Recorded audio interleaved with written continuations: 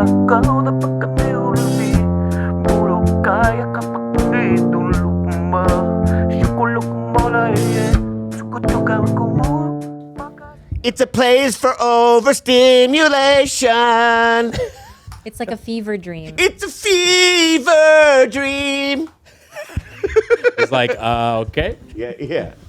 It's a new song I'm working on. He's also song I'm he's a working musician as well. Yeah. Yeah, great. It's a place for overstimulation. It's a fever dream. I got the lyrics down. Give me another one. Chaos Central. Chaos Central. Degenerates. Degenerates. Oh yeah, that way. What are you doing? I was just Your headphone teacher? headphone teacher. Headphone teacher. That's a rock Teaching band. how to use the headphones. Yeah. Just trying to get my vocal stuff ready, for the pod. It's sounding good. Sounds Because I just woke up, so I have not even really here. Yeah, I was gonna ask how long ago did you wake up? Let's be honest here. 7 minutes ago, maybe 8 minutes. 8 to 10 minutes ago. What time did you go to bed? Oh my God, I don't even know. It was a rough one. 6:30. Why? 6:30 in the morning, playing Starfield again, grinding it out. Oh, it's music to Dr. K's ears. Yeah. 6 a.m. gaming. Dr. Alok K. Yep. Doctor, let's all meditate. Do you want to meditate? Can we actually meditate? I do. I really want to. You think I'm a liar? Wait, Are you accusing what? me of What being did a liar? I just think let's meditate. Yeah, but you were doing Actually- some fake like you were just You're a fake You're a fake We have a guest here. What are you getting combative for? I wanted to meditate, I said. They used to date. They used to date Dr. K for Yeah. 10 Yeah, years. We'll okay. get into Let's get it. First of all, let's start here. Okay. He's from Houston, Texas, right? Wow. He's a psychiatrist. Yes. Okay. Very handsome. Ooh. Yeah. But not in a sexual way. I didn't say that in a sexual way. No, I'm saying in a great way. I've never hooked up with an Indian person, but Really? no, I've never have. Really? Yeah. That's surprising. I want to, Weird. but I'm not a gay either. What's surprising about that? I'm just trying to figure out what exactly what kind of energy I should be bringing today. So it's I can see that you're ramping yourself up. which No. is Here, totally let's fine, let. But if we I can come down to your level. Oh. I can come in up the- to yours. Oh. Or Bobby, you can come up to mine. Why do you assume mine is lower? You got to Oh, slam! Slam, doctor. just because we're quiet doesn't mean that we're not energetic. Oh, Yeah. wow. Hey, Right? you know what I mean? Like snaps? So we can Love. I don't even know how to do it. You don't have opposable thumbs. Yeah.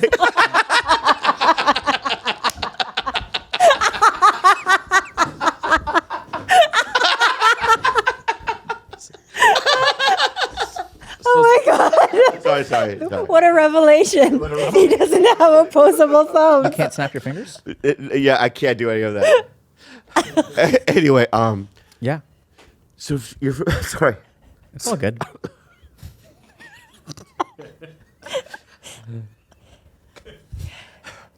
Did you meet Kat? I met Kat earlier, and Yeah, I'm sorry. yeah. Can I get your It's name? Khalyla. Khalyla. Okay. Yeah, it's a little bit of a tongue twister, but Okay. yeah. Cool. I'm all So, over this. so I will go up to your level, Damn. Sure. okay? Because you were meditating earlier in the green room. I heard. I was. Yeah. The bathroom? Yeah. That's every time in the bathroom is a meditation. Yeah. What are you being rude for? No, I'm not being rude. Oh, No, so seriously, if you guys want to know like the ecstasy of meditation, I'd love to. all you have to do is imagine, when you really need to go pee, and then you like finally like get into the bathroom. So I think the best example of this is if you're on a road trip and you like pull over to use the bathroom, and then you go into the bathroom and you really need to go, and it's full. And then you have to wait. And then that like 30 seconds where you're waiting for someone to One or make two? room. Is it one or two? I'm talking about one. One. I think it's easier to do with Yeah. one, I do it with two. But anyway. but two is you can is- do it with either one. We can talk about two in a second. Okay. Because I feel like that's a whole nother type of restraint that like I have to tap into, like really dig deep for that Yeah. one. Core. And Core then when you go, it feels absolutely blissful. Eye rolling, yeah. Yeah, right. So Yeah, yeah. that's what we're shooting for when we meditate, is that sensation. Whoa, the relief. Yeah. Yeah, so it's relief and it's bliss. What it actually is the alleviation of desire. See, we think that like fulfilling our desires makes us happy, but when we really fulfill them, we make them go away. Does that make sense? Yes. Wow. It does. Right? Yeah. So this whole time we're like trying to chase our desires, but actually getting rid of them, it's the stillness afterward. Right? Wow. But that That's only what I lasts wanted. for- Well, we're getting too ahead of ourselves, but We're not. it goes right along. It's when I think about how you felt after you finally filmed your special, and then you went into a deep depression. Is it? Sorry. Let's talk about that. I mean, that doesn't sound like I mean, deep it's depression like- is the opposite of what we're going for, but we should absolutely talk about it. We're going for a bliss. When I think about but There I had been this like goal of In your his, face, like, man. that- Opposable thumbs. You're fucking why is it like you said, like why do we feel so empty after the goal has been achieved a lot of times? well, I think we got to ask you. So tell me about the special. What? Yeah. No. So what happened was, for about a year and a half, I was preparing for this event, Yeah. and I had a lot of fear behind it, and because it's like I had never done a special before. Okay. There was a lot of pressure too involved. Like, a lot of people are online and were like, "You're never gonna do one," or you know what I mean. It's been on and on this thing, and I finally signed a deal with a company, and I'm like, Nice. So I spent a year and a half working, and I worked harder on it than I've worked on anything else. And then the week of real dread, but I was prepared. And then I got sick that week. And Oh my God. Yeah, I got sick that week. There was a lot going on, and she was there. She was there. Everyone was there. Everyone here was there, and and then it came off pretty good. I did it, and then the following week, it was so depressing. I had this kind of, not an emptiness, but it was just like I had to get on Lexapro because of it. What were you feeling? I've always had a low humming of depression, Okay. like a buzz, you know what I mean? Nothing that's like, too despairing, it wasn't like crippling. It was just always there of Just like overcast. overcast of sadness. Yeah. And I would have glimpses of joy, but it's always been there ever since I was a kid. It sort of deepened that level of depression. It was almost like it went like a couple of levels below that, and then I just couldn't get out of it. And so my psychiatrist was like, "Let's try Lexapro," because it was the first time I ever really even mentioned this low level of depression, but it was just like an awareness of it that was like glaring after the special. What were you expecting yourself to feel Victory. after the special? Yeah, and just like I did it, and I did feel that. I mean, that weekend, Yeah. it was great. I was talking to everybody out backstage. There was a lot of magic happening. Yeah. All my reps were there. You know what I mean? The theaters were packed. You know what I mean? It 20 was years in the making. So Yeah. Yeah. It was just a lot happening. It was like all the executives were like coming up to me like, "We got it. That's amazing." You know what I mean? It was just like everything that I thought was going to go wrong didn't happen. Is that your listening face? Yeah, I'm listening. Why do I smirk though? I'm not smirking. I'm just happy to hear it because it was really good, and I've had it was. What good bothers moment. you about her smiling? Yeah, let's get into that. these are the Is things that a that I joke? want you to figure out. Well, yeah. I mean, look, like we can joke if you guys want. Like, No, no. I was born on Twitch, so like. Yeah. you know. No, I'm not joking. Yeah. It annoyed me. Yeah. What? Yeah. What? I don't know what it is. Okay. Okay, but I do. let me. We'll get- We'll address. Write that down. Can you show me what it looked like, Kat? I was really listening. She was like feeling jolly listening to the story. I think she was engaged, Yeah. and she was Normal stuff. no. I mean, but it's like she's engaged, right? But if she's smiling even a little bit, she's engaged. But what she's projecting to Bobby is amusement, and like Bobby is talking about. This is something that's 20 years in the making. This is a guy who's had overcast skies his whole fucking life. And then you have your monumental achievement. And right before he goes into it, everything is about to go wrong. He's never done it before. It's a real special. Everyone's showing up. He's saying everyone in the room was there.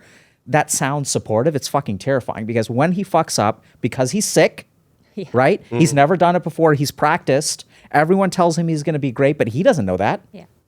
He's never told anyone about the overcast skies. So what if he fucks up? Yeah. Right? This is his shot.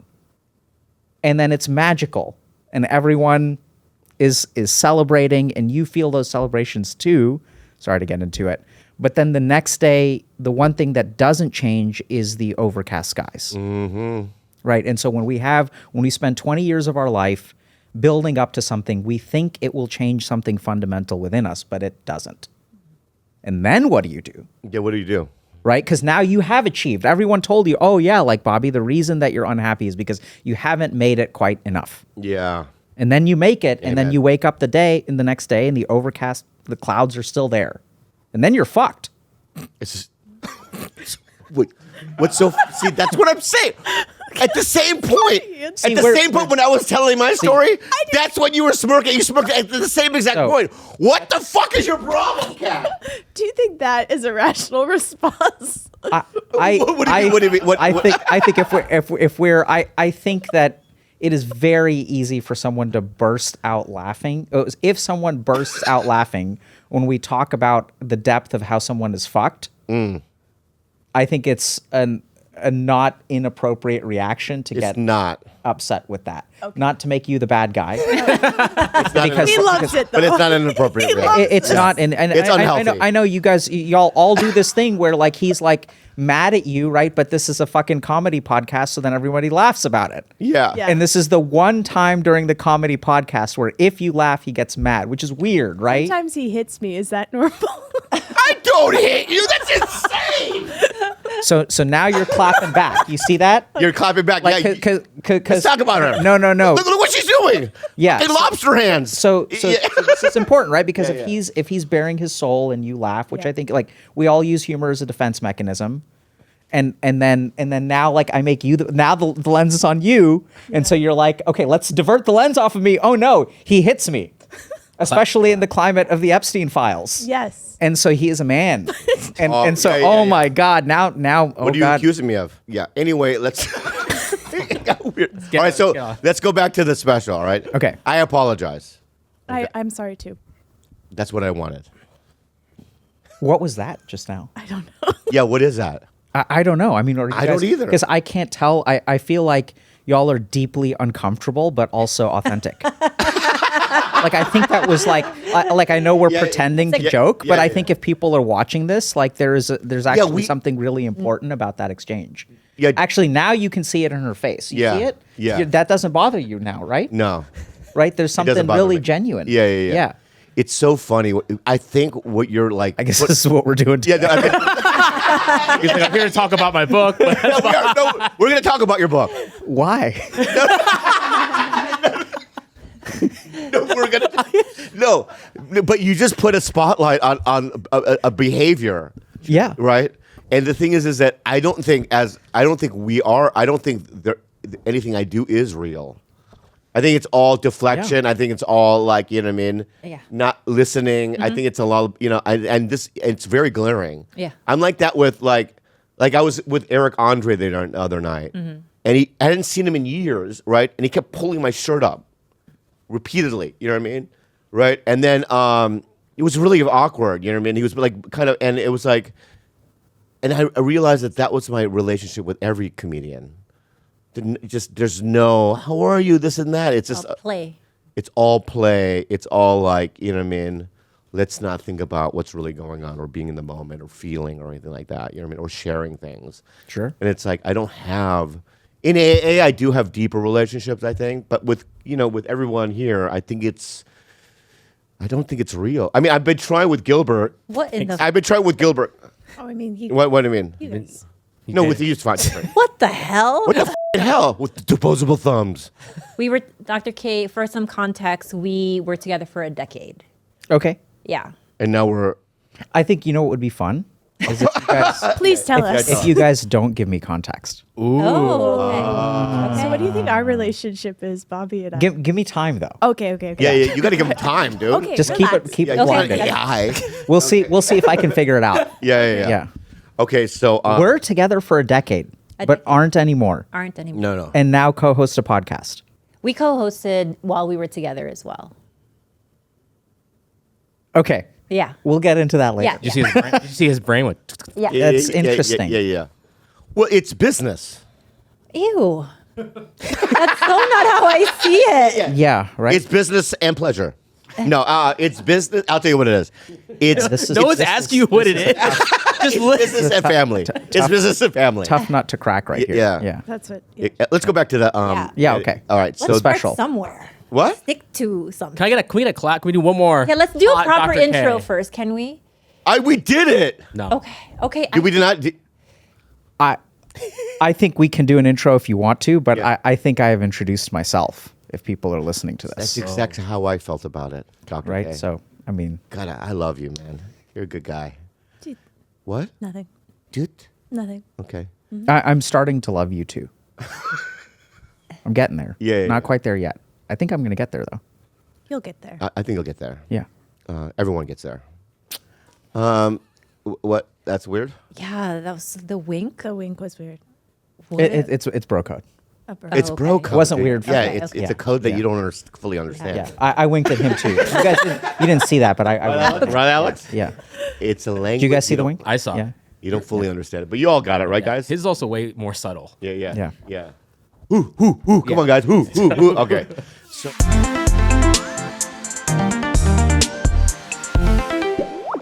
fuel gives you fuel.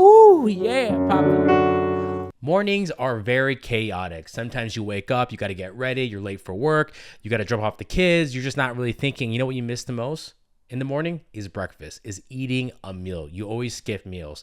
And that's where Black Edition Ready to Drink helps you in the morning. These RTDs are a lifesaver. RTD, have you heard of that? No. The Emergency High Protein Complete Meal. Powder, it has. Yeah. The controlled, customizable high protein complete meal, my friend. Okay. And let's talk about how pairing both keeps you from falling off routine. Yeah. Let's talk about it. So for both products, you get 35 plus grams of protein. I'm gonna drink our own right now. You are? Yeah, because I want Okay, it. so the RTD has 35 grams, the powder has 40 grams. Oh, let's go. 27 essential vitamins and minerals, gluten-free, no artificial sweeteners, colors, or flavors, under $5 per meal. Oh my God, hitting protein goals is easier when the default choice is healthy. Fuel. It's a great bundle for building habits or supporting workouts. Okay. Fuel. You can use the powder for your days at home or RTD for sprinting out the door days. You can just bring that bottle on the go. Fuel. Khalyla, for people that don't understand, 35 grams of protein is A lot. It's a lot. It's a lot. You guys, when I'm trying to, they say like, oh, 1 gram of protein per pound. Do you realize like how I'm calculating that in my head? I'm like, I got to eat 60 eggs. Yeah. I can't do that. I can't do that. I got to eat 3 whole chickens. I can't do that, which is why protein Sometimes I eat like powders- 30 chickens. I'm like, I don't even have enough. Sometimes. So this is when Huel comes in. Yeah. It's just Don't eat 30 chickens. Drink Huel. and you get the That's the slogan. Yeah. If you're trying to stay consistent, this combo makes it super, super easy. Limited time offer. Get Huel today with exclusive offer of 50% off online with our code TigerBelly at Huel.com/TigerBelly.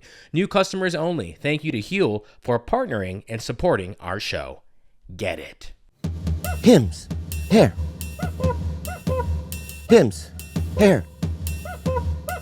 I love Hims. I've been using Hims. It makes my hair thicker. Hims offers convenient access to a range of prescription hair loss treatments with ingredients that work, including chews, oral medications, serums, and sprays. You got your hair game's not there. You got to use Hims, man, because doctor and trusted ingredients like finasteride and minoxidil can stop further hair loss and regrow your hair in as little as 3 to 6 months. And you shouldn't have to go out of your way to feel like yourself, right, Bobby? Hims brings expert care straight to you with 100% online access to personalized treatment plans that put your goals first. No hidden fees, no surprise costs, just real personalized care on your schedule. No hidden fees. No hidden fees. And you can think of Hims as your digital front door that gets you back to your old self with simple 100% online access to trusted treatments for real health concerns all in one place. It's just in one place. For simple online access to personalized and affordable care for hair loss, weight loss, and more, visit hims.com/belly. That's hims.com/belly for your free online visit. hims.com/belly. Featured products include compounded drug products, which the FDA does not approve or verify for safety, effectiveness, or quality. Prescription required. See website for full details, restrictions, and important safety information. Individual results may vary based on studies of topical and oral minoxidil and finasteride. Come on, guys. Who? Okay. So, and then I was in a deep depression. Deep depression. And I was talking to my psychiatrist, Dr. Mike. And what? Anyway, and we talked about it. And so then I got on Lexapro and so sorry. Burping is fine. I'm so sorry. That was deep. Better out than in, I say. It was just like the longest. And you were staring directly in his eye. I'm so sorry. You went. I'm interrupting this. I'm sorry. That's okay. No. It's better out than in. It's out better out. That's a good. Yeah. My grandfather used to say that. Yeah. He never said. We'll that. talk about that when we do number 2. Oh yeah, you still remember? You remember all the little points. All the little This is great. This is going to be a 3-hour podcast. I can crazy. tell. Can I have All right. the pad, please? Yeah, So- of course. Oh yeah, get the pad. Get the pad going. So we, So anyway, I had never seen. So a little backstory about me is that with every TV show or movie as an actor, that I've never really seen it, and especially doing stand up, I've never seen anything. I just can't watch myself. So then I got on Lexapro, and the editing my special.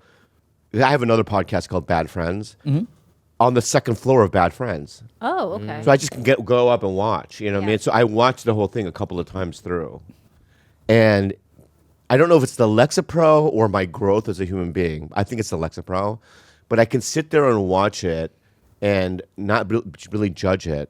And the first run through, I was like, I'm pretty good. I'm pretty good. It's like I was astounded by some of my the timing of like being more relaxed, because when I was a young kid, I used to be, and I couldn't stand silence. But here, I was like, the transitions were smooth, and I was pretty relaxed. Anyway, I was pretty proud of it, So, but I don't know if that's a Lexapro or whatever, you know what I mean? When did you watch? How many days or weeks after you watched it? How long after it aired did you watch it? Probably 3 weeks. So you had been on Lexapro for 3 weeks at that point. It doesn't air until November, but they're editing it. Yeah. Okay, So okay, yeah. okay. So so I got on Lexapro, and then 2 or 3 weeks later, I saw the special. I Okay. recently saw it, like maybe 3 or 4 days ago. And how would you have expected? What would you have expected from your reaction that wasn't there? Because you make it sound like you were surprised by your lack of rumination, judgment. Like you could watch it and appreciate the work that you do. What was the question again? So when you watched it, Yeah. it seems like you were surprised that you were not more judgmental. And then what? So what would, if you hadn't been on Lexapro, Yeah. because it's not clear that it was Lexapro. Okay. But if you I hadn't been I assumed that I would have been like really more judgy about it. In the past, he's like just cringes and runs help him with away this? when he's had to watch any of the stuff he's Tell them about a reservation dogs. What I did. Yeah, so we went to a screening of one of the shows that he was on, a regular on, and we went through the whole party, the whole thing. It's okay. Yeah. I'll let you on. Okay. He said hi to everyone. Once it was time, once the actual episode went on, he like froze. Like you Yeah. could visibly see him like just fully clench. And then I got up. got up and then started walking away, like not even saying bye to anyone or even like signaling to me like, hey, we're out of here. He was just almost like a fight or flight. Like, I got to get the fuck out of here. Yeah. Do you remember that? Oh yeah. I do remember that. It just happened for Goat. I mean that Goat movie, that Yeah. animated movie. Yeah. I went to the premiere. As soon as I heard my voice, I left. Yeah. So I did fuck up there. You know what I mean? I heard Andrew Santino. He's so good in the movie. His voice. Yeah. And then you hear mine. I'm like I had this like reaction of like, I got to get out of here. But is that a common thing, Dr. K, to not feel comfortable watching ourselves, even hearing our own voice? Dude, I cannot watch myself. Okay, cool. That makes me feel What is that? I mean, so I think it's a couple of different things. So one is, I guess it's interesting. No one's ever asked me that. I just had this thought. We have an idea of who we are in our heads. It's very different from who we are in the world. Oh, yeah. Right? So I think first and foremost, like when I listen to my voice, I can't stand my voice. I consider my voice to be excessively nasally. And so I think sometimes it's just hard to see our performance because we have so many protective illusions about who we are. And then when we see ourselves, I think there's also probably like a cognitive bias. So on the one hand, we have like a protective cognitive bias. On the other hand, I'm guessing that most human beings, if they look at their work, they will probably highlight the worst parts. Right? So when I like cook for my kids, they'll eat it. I mean, they'll love it. They'll gobble it down. But then I will hyper focus on the things that I got wrong. Right. Right. So I think some people, especially who are very craft oriented, because in order to be Michelin star chef, successful comedians, podcast hosts, right, we have to be critical of our own work. So I think there's a lot of that. I think with Bobby, there's another layer though. So I think there's like regular humans. No offense, Bobby. No, none taken. None taken. And then there's the extraordinary. Yeah. But I mean, I think that you know it's clear to me already that you carry around a lot on the inside, like your internal environment. Oh, baby, what's up? You know, whether it's the substance use, whether it's being a comedian, you know, like there's something about. I don't know exactly what's going on. I'm curious. Just a couple questions pop into my mind. When you watch yourself, is the thing that is the most disturbing that isn't you? Yeah, I mean, here's what the first thing comes up is, oh, that's what I kind of look like. Okay. It's a little shocking. Mm-hmm. Okay. You know, I always thought that like, I always had this thought where it's like, let's say there was no such thing as mirrors or even a pond where I could see my reflection, and we were just kind of for 30 years I existed, and then one day somebody invented a mirror. If I saw myself, I would probably take a shotgun and just shoot. Just my brain, you know what I mean? I think that. Because in my mind, I'd be like, "Oh, I'm Brad Pitt. I look good." And if I saw the mirror, I don't think it would ingest well. But it's not. But you know, there are mirrors, right? So you're seeing something on the screen that is not just your physical appearance. When you see yourself on a screen, what bothers you so much about what you see? What makes it intolerable? Because it's intolerable. Like he gets up and he just walks out. Right? Yeah. I think more with acting is I've always been paranoid as an actor. You know what I mean? Because people make fun of me like, you're not that good of an actor. So then it's like, you know, when I watch myself, because I love film and television too. I just grew up with it. So I kind of like just compare myself with, you know, and I've done scenes with, you know, big actors, you know, before. Ben Kingsley, Jamie Lee Curtis, these kinds of, you know, people, you know what I mean? So I think that's what happens as an actor. As a comic, I think what happens is I'm friends with the best comics on planet Earth. Mm-hmm. And I just watched them. So then when I watch myself, in my mind, I'm like, oh, I'm not as good. You know what I mean? Which is crazy, though, because, like, the way we see you is insanely talented. Just, like, being at his special, like, it was insane. And I know that's cool. Like, I don't want it, but it was just crazy that you don't have that perception of that. I'll give you an example. When I was at my special, right before they were going to bring me up, just the whole audience. There was a couple of shows where they were chanting my name, and they were just standing already. You know what I mean? And it's a little bit of a shock of like, you know what I mean? Like, oh, you know, I felt that. What did you feel?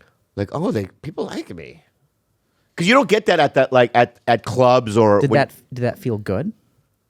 Yeah, it felt like it gave me the confidence to tear it up. Nice. I felt it. I was like, okay, I'm going to rip this, you know? It was like there's no way to fail. That's what I felt. Now, if they were like tight and quiet, you know what I mean? Because as comics, we performed in front of tight audiences. You know what I mean? I was expecting that. I was expecting the worst. That's why I worked so hard. That's why we did shows that were almost impossible to do well on the road before. Like, you know what I mean? Like tough markets and whatnot. Because I just knew that I wanted to prepare myself for any situation. And then when it actually happened, it was like, I think I prepared too much. It was like, oh, it's just a show, you know? Anyway, what's up? I think that's huge. So, I mean, this is going to get a bit, I'm trying to figure out how to say this. You're gay. No, I'm just kidding. I'm sorry. I'm sorry. I didn't. It's okay. No. Can we analyze that? Did you just hear that? Yeah, I did hear. Yeah. How'd you feel when you heard that? You can't use him against me. Yeah. No, I'm not using. It's an interesting thing. I think she's carrying a lot of responsibility. Oh. Yeah, let's go with this. So here, this is a podcast that is extra loud, and then I'm what does that thinking mean? There's just ordinary volume. Yeah. And then there's There's volume that's above the ordinary. Regular volume. He's purposely been breaking his headphones not to listen. So and so I think so I'm trying to think through something. My challenge is that I think if I explain it now, it won't make sense yet. So I'm trying to think about. I can understand things. No, I know you can understand okay. things. It's just I feel like this is one of those things where it's like if we talk a little bit more, I think maybe it'll become clear. Okay. And then I think what Kat has the challenge of filling the space, right? So you're tuned in, like we're quiet. Yeah. But like if people are listening at home, so I think she's she's serving a very important role, which oftentimes women do. She's the I love this guy. No, I'm serious. This is what women get socialized to do, right? Yeah. So You're socialized to do it. Yeah. So Soviet style. Do you feel the responsibility? Oh yeah. Right? Yeah. Yeah. Right. So it's like she has to step in and make sure that like things are okay for everybody. Whereas Calling you and me I, gay. yeah.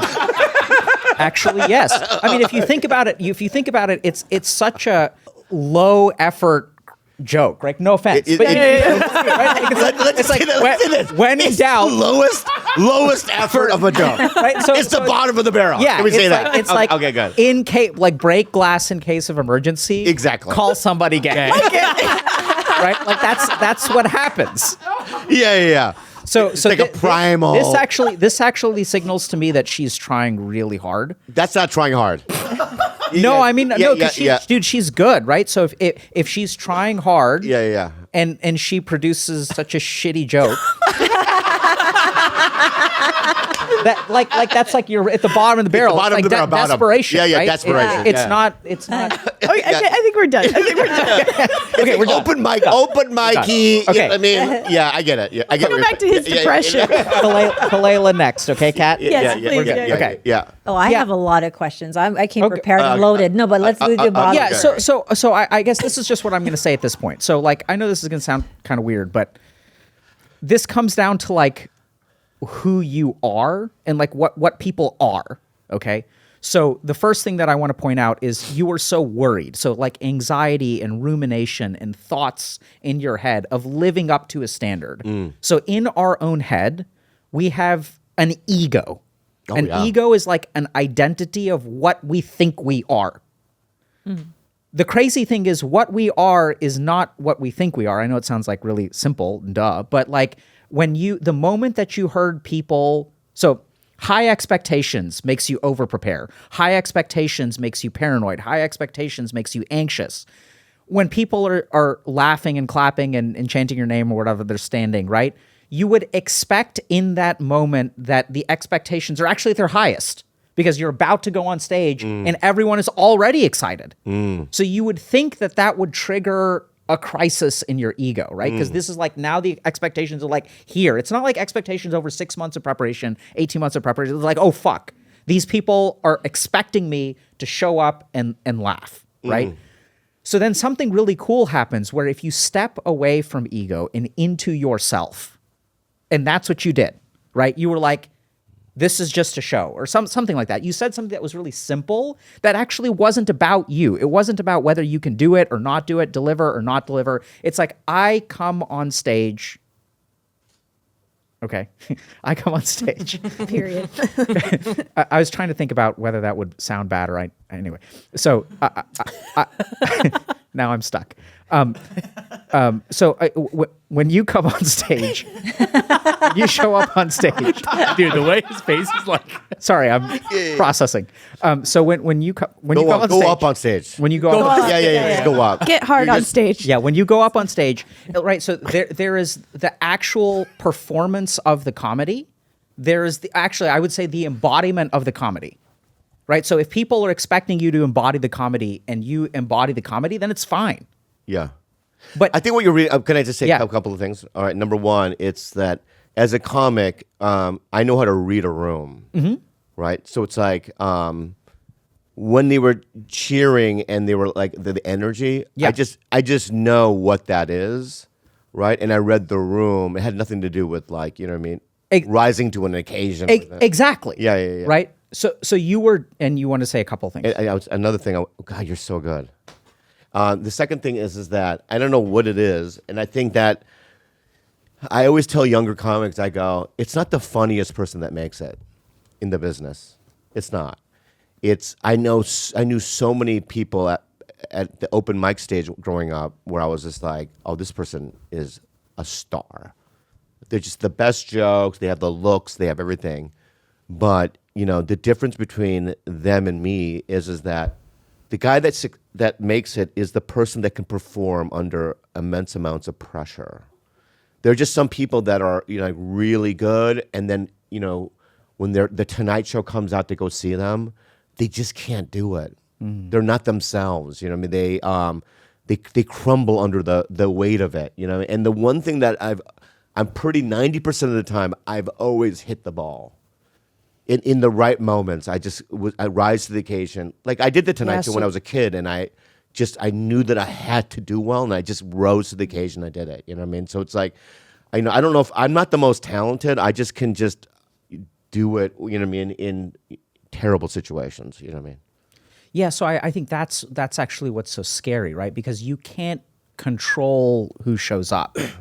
So I would almost say, like, when you do the work of doing the comedy is like, so you kind of tap into that, and like you read the room, and then you're not thinking about living up to expectations. You're reading the room and you're with the room, you're in the present, and you are doing the work of comedy. That's what it means to show up. And when you actually show up, all of the thoughts and expectations that you have actually empty from your mind. You're not thinking about it. You're not thinking about doing a good job. You're just doing the work of the comedy. And I'm with you that when you say, they crumble on stage, what is it that crumbles? What crumbles is the ego, the identity. They get too trapped in their head. Then they start to choke. Once they start to choke, the choking gets worse. Once you're like, oh my God, I'm choking. Yeah. Right? Yeah. And so I think there's a really important, like, I work with a lot of people who are, for lack of a better term, high performers. And what we try to teach even on YouTube and on the internet is like how to tap into that best version of yourself and leave the ego behind. Yeah. Right? So instead of living up to an expectation, do the action. Like become, I know it's not going to sound cheesy, but like become one with the action, become completely egoless, become a vessel. And when you do that, that's what really knocks it out of the park. And it doesn't matter. I mean, you can talk about, Olympic athletes who will like enter the zone. You'll talk about the flow state. You can talk about people who are, creative, comedians, performers, stuff like that. And I'll even work with people who are like day traders and people in finance. And it's the same. There are some times where like, you're paranoid about whether a trade you're making, like, should I buy crypto? Should I sell crypto? But then there are times where like you almost become omniscient and you just like know. Like something in your subconscious, everything Omniscient. clicks. I've never heard that word before. It's ever present. That's omnipresent. Oh. Omniscient. Not to there's mansplaining. Kat, what are you doing? Yeah. Okay. Anyway, I just realized I mansplained. It's okay. No, you need to with her. But I mean, that was. Well, you're directing it to me. You're the one. You know what I mean? Yeah. Anyway, so I think that's, and I think the really scary thing about that is that you never know if you can't be sure that you're going to do that, right? Like the 18 months when you're anxious, you can't predict that when you're about to go on stage and everyone is ready for you and you just show up in the right way. Like, well, at least what terrifies me. So I gave probably the best talk I have ever given in my life, and I'm afraid that was the peak. So I went to a conference and I gave a talk that was just spectacular. Like I've never done it that good. Crushed. And then so the first thing that happened is people were like, "Can you come back next year?" Oh, I see. And so I was talking to my wife and so she was like, "Yeah, of course he can come back next year." And then I was trying to convey to her that like I'm terrified because I think that like everything that I showed up and no one expected anything. Right. And I knocked it out of the park. Oh, I see. And so now the problem is like people have expectations. Yeah. And people sometimes don't realize like how terrifying expectations are. Yeah. Right? Because everyone around you is looking at you, they're like, "I've seen you do this 1,000 times. Like, it's totally fine. Like, you're going to do fine. Like, it'll be fine." Yeah. But to be the one who has to produce that, right? Like it's fine for other people to recognize the pattern of your success and say, "You've done this 999 times. Of course you can do it the 1,000th time." But when you're the one who has to show up the 1,000th time and you know how close disaster was, each one of those 999 times, which no one sees, right? They just see the finished product. They don't see the blood, sweat, and tears that went into it. And that's scary. Yeah. Wow. But you'll be fine. You're gonna kill it. So I think actually the solution that I advocate for. Wait, what's up? No. No, why'd you laugh so much? Because you just can't give him advice. He's giving you advice. Of course he can. Oh, you can give him advice. Why not? I thought it was okay. What is going on with you, dude? No. Yeah, I'm wise as well. Okay. No, I mean, Yeah. I didn't see it as advice, but I mean, I think everyone. But I mean, It wasn't even advice. he just said It was just something to say. I think he was trying to be reassuring. I would call that reassurance. Sure. Like, you're gonna kill it. Like, It's I don't. kind of like my gay comment, right? Yeah, right. yeah. So he's like, so Bobby's taking care of me now. Yeah, he's taking care of you. Yeah. There's this term when I was a competitive swimmer. I swam most of my life, and I swam for the Philippine national team and up to D1 in college. And my favorite term we used to use was outside smoker. And when I was a favorite to win the race, if I was in lane 4, which is where they put the fastest seated swimmer, I never swam my best race. But if for some reason I was in lane 1 or lane 8 and not expected to win, I always swam my best times, like unanimously throughout like my 15 years as a swimmer. If you put me on the outside lanes with zero expectation, Oh, I so the swam my people on the personal outside best. lanes, I didn't know that. That's what they call the outside smokers. Because again, it was like because like I had a lot of trauma around like my parents like pushing me to be like the best. But if you put me on those outside lanes, I just knew I was free. I Yeah. was free to just execute and Just swim, right? Yeah. Yeah. And it felt so good. Those are my favorite. Like, I don't have a lot of positive memories as an athlete, but being on the outside lanes was like my favorite memory. And that's when you do the best. Yeah. Right. When there was You don't- lower expectations. Yeah. Yeah. Wow. But so you never hit the ball when it was high expectations? I mean, I did, right? I would win, but in terms of posting my personal best or hitting, like, I remember like one of the last meets I did right before I got recruited to swim for Division 1. I was just coming off just a really tough year of not training. My dad was dying. A lot of things were happening in my life. So there was like just a lot of pressure to be like, I need this scholarship. I need this. We didn't have any money. This was the only way to get to college was if I swam fast enough. And I remember that race, it was an international race. It was a Q meet in Long Beach. And it just so happened that because it was an international meet, you had a lot of Olympians there. Wow. And I just wasn't the fastest seated swimmer. So I swam in lane 1 and I shaved 4 seconds off my personal best, got my senior cut, and got recruited like literally the next week to Division 1. That must have been the happiest It moment. was so freeing to be so like from the beginning to the end. I was like, all I have to do is swim. I am literally nobody in this lineup. They're so much better than me. that there's no expectation, and it was like so. Yeah, it was amazing. So What were you saying, Ken? No, that I could. Well, I was just saying because I'm like low in comedy, so it's like when you have big names, Yeah. like Bobby and Santino and all these guys, and you have to be on those lineups. You do feel like there's like not that much expectation, but then you also feel like, oh, I really got to prove myself, but not in the way that you might feel because you have people in the audience that are there to see you. I think, but when it's weird. You know, I don't really care as much too, which is, I think, I don't know what that is. As you get older, you're just like, I don't really care what they think, really. You know, I cared so much in the first 20 years of me doing it. But now it's just like, I don't really, if I have a really bad set, it's not as devastating to me. You know, so it's like, it's time.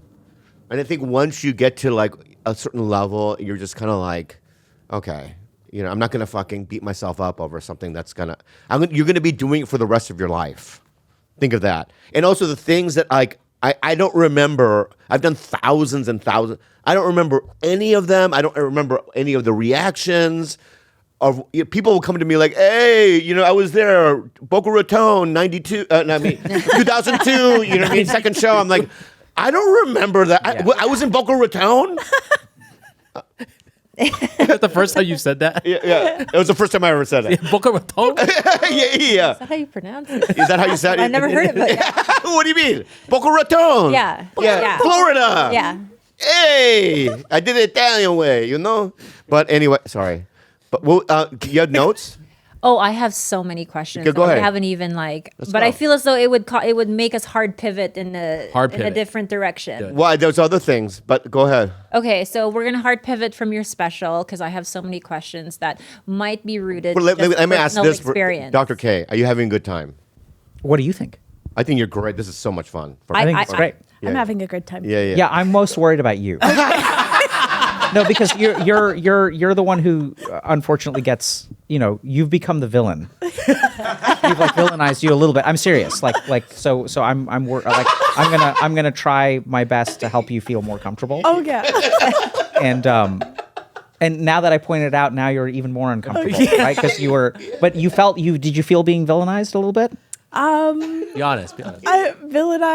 Sure. Right. Yeah. So I know it's a strong word, but like we gotta take care of her. Yeah. Okay. She's a good guy. She's part of the team. Yeah. Can't leave her behind. Yeah. Are we ready to pivot? Yeah, go Yeah. ahead. Okay, so some of these questions might be rooted in, Resentment from 10 years of a Yeah. relationship. Yeah. but my first question is, Whoa, dude. since you have a lot of background with gamers in general, Yeah. how do you approach someone who doesn't see their gaming as a problem? So can I ask you a question? Yeah. I love Did it. you think so when y'all were together? Bobby was gaming a lot, I would say 16 hours a day. and you thought it was a problem? I'm codependent. I want to be very clear on this. Okay. Because I tried to be the cool girl Okay. and pretend that it wasn't a problem for so long because I Very was common. convinced that my assessment of him was he needed this to either stem or escape or soothe himself. So I convinced myself for the first couple years that this is just what this man needs to get by. But after that, there was an awakening of, oh, I've completely abandoned my own needs because I've just let him roam free with this thing that he does for so much of our life together. And so, yeah. And then what did you do? I tried to address it, but I How? feel like I addressed it a little bit too late and in a way that wasn't effective because I sounded like a nag. Okay, so how did you address it? Nag. Nag. nag big means what, though? It was like, we need to be doing things outside of this. Can we go do this? Can we, can you stop? Can you put that down? And it was just like constant. And how many times a day, every day? Or No, or that, or I would just shut down. Okay. And wait for him to notice that it's been 6 days. Okay, since so- yeah. So you were encouraging him to change his behavior. I mean, Skyrim came out. What am I going to do? So immersive. It came out. You know what I mean? And so when I would feel the Bobby, excitement. which time? because Skyrim keeps coming out. Yeah. I mean, the original, the first time it came out, it was like, There was a I'm a part of Bethesda me- fan. I was like, it's coming out? What am I going to do? You want to cuddle? No, I'm playing. I'm kind of. Come on, guy. Ooh, ooh, ooh, ooh. I'm an over understander, and I understand like what he went through as a kid. So in my head, when he would talk about Red Dead Redemption was coming out in X amount of days, I was like, oh, he needs this, right? So then I felt guilt for even trying to like pry him away from this thing he was so excited about. And then so I would go back and forth between being really angry and being like, can you just shut it down, to being like, oh fuck, I'm just gonna pretend that, Okay, this so isn't- but what can you shut it down would not work, it would not work. No. right? So then when that wouldn't work, Then I would, yeah. and then you're just like, well, this is not working. Yeah. I guess I just have to take care of my own needs, handle it myself. He's gonna do whatever the fuck he's gonna do, Yeah. and then the volcano of getting frustrated with him because you're in a relationship Yeah. with a man who's playing Skyrim for 16 hours a day, and you have social needs, sexual needs, whatever, Yeah. right? Emotional needs, and then you're like, hey, can we hang out sometime? And then he's like, Yeah, and it was also layered by the fact that once the video game was shut off, it was, instead of connecting with me, then he would go straight to porn and jerk off and then go to bed. Oh, here Okay. we go. Here we go. Oh wow. So Here there we was go very- again. so I The want train to, again. okay, this is The great. train of doom. Okay, no, this is Circle. It goes nowhere. Sorry, I No, told no, you no, it was no, a hard Yeah, pivot. it's a circle of dead. Bobby? Doom. Yeah, By the way, it's- we've reconciled. I've forgiven. you like to bring up old stuff, huh? Yeah, listen, we're not together anymore. I know, It didn't I know. work. I know You're no it- longer the Okay. villain, by the way. Yeah. You're off the hook. I'm the villain. I'm the villain now. Yeah, you're so defensive, right? Go, bro, go bro, offensive, go offensive, bro. chill. So let's I'm with you. Hey, I'm guy. with you. No. Hey, I'm guy. with you. I You were got you. together with the cat stuff, man. She's she's a villain, So listen. What is listen, going on Bobby, here? How did I become the villain? What's all of a what?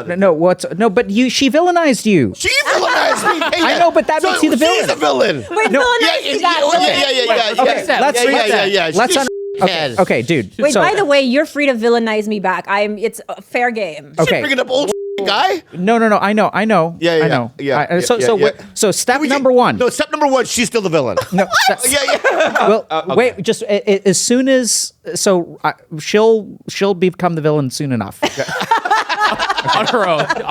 Because now what's happening is y'all two are fighting. I'm in the middle right now. Yeah. We're not fighting. And then if I ever take a step back, she's gonna feel so fucking uncomfortable that she's gonna have to step in. I see. and call somebody in, right? Yeah. You come Both are gay. I got your back. I also have your back. So Okay. just because so you were fine with being a degenerate 16-hour gamer, but when your athlete swimming girlfriend Yeah. complains because you're jerking off instead of having sex with her, that is like when you're like, no, right? Like, you see what I mean? Okay. But I still have your back. He's got your Okay, back. but He's got your calling back. you out and having your back are not mutually exclusive. Oh, I like that. Oh yeah. I like Yeah. that. You like that, huh? Right? So what we're gonna do is we're gonna help you out. I don't need. I already addressed it. Okay, fair enough. Yeah. I don't do that anymore. Okay. Yeah, it was one of those things where it's like it ruined my relationship with Khalyla, and in this new relationship, I don't do it anymore. There's so much there, man. Why? So it's growth for you. Oh yeah. Right? But like, here's what's annoying for Khalyla. She's Is- got a man. She's got a baby now. Great. She moved on. Great. Better horizons. Great. If only that worked. Right? So I think the real tragedy here is that both y'all have moved on, and that's like healthy and great and good for you. Yeah. And also, for 10 years, I don't know if it was 10 years, right? She was living with this. So there's a lot of emotional energy. It's a lot of like rejection that builds up. It wasn't the full 10 years. That happened. Okay, whatever. The last 5. Okay. Good, right? So do you feel it, right? So like when I make a mistake, like it needs to be corrected, which is good. Yeah. But you feel like you're signaling us to us really hard. I'm not that guy anymore, and I put in the work. So Sometimes I slip. okay, Yeah. right. Like a week and a half will go by. I was like, I'll just jerk off tonight, whatever. But Okay. I don't do it every night. So now I'm going to pivot. Earlier, we were like, okay, we're going to talk about the book, and I was like, why? Now is the time to talk about. Let's the book. talk. Yeah. Real Okay? good segue. So this is actually You have why the I book on wrote a you? book. No, I should. But this is why I wrote the book. So I think that. So the book, How to Raise a Healthy Gamer. Boom. This is why I wrote it. Yeah. Because people are having this problem and they literally do not know what to do. Okay. Right? So what people try to do is they try to change the behavior. Like, so you start to nag and then you get exactly into the position. Khalyla, I've heard your story 1,000 times. Yeah. Of like, you're trying to get him to change and you're like, you nag, but that doesn't work. And then you kind of like ease off and that doesn't work. And then the other thing with it, which we didn't talk about, is sometimes the nagging works, right? Like sometimes with a lot of effort, you can get him to stop for like a day or two. Yeah. But then the problem is like on a Saturday night, he's fine. And then on Sunday, maybe he's on his best behavior because you're threatening to break up with him or whatever. And then like Monday, like the moment that you stop nagging him, then it comes back. And then the really bad thing is like, you know, you can kind of get him to stop, but then you don't like the person you become. I hated the person I became. Like I felt like very much like a brute overlord. Right. So this is where, you know, this is what the book is good at. So the book is there to teach communication skills that I think absolutely, I mean, it's designed to help you have your kids develop a healthy relationship with technology so you can set good technology habits and things like that. But I think this is where it teaches some of the most fundamental communication skills. So I think the way that you want to start is by asking Bobby, right? So here's a lesson I've learned doing addiction psychiatry for a while. You can't be sober for somebody else. Like you can try. I know. You know, you just can't do it. So the biggest problem here is as long as you are trying to get him to stop and he is not interested in stopping, there's no way to win. Right. So I think the first question is like, Bobby, how do you feel about your gaming? What's it like to play Skyrim for 16 hours a day? You know, like I know Skyrim is a great game. Like I played Skyrim. I think it's awesome. What's up? You know, and Skyrim is great. I played Morrowind. I played Oblivion. Ooh, deep cut. I played Arena. I played Daggerfall. What the fuck I do? Yeah. What's up, dude? Bethesda all day, every day, huh? Yep. Well, used to be Bethesda all day, every day. Nowadays, He doesn't play Fallout. So you didn't play Starfield? did not touch Starfield. Played New Vegas. Played Fallout 3. Okay. Haven't tried Fallout 4. Yeah. I'm circling around though. Maybe Fallout 4 is great. we'll see. Speaking of expectations to live up to, I think this is the problem with Elder Scrolls 6 is like they just have such huge expectations. Oh, right. That's why they haven't come out yet. I know. Yeah. That's why they just anyway. Yeah. But getting back to, I had a problem with gaming addiction too. That's Yeah. challenge. Yeah. But I think just asking him, what's going on? Like, what's going on with this? Like, how do you feel about this? So you want to start with like open-ended questions. And as long as he views you as the enemy, he's going to get defensive. Mm-hmm.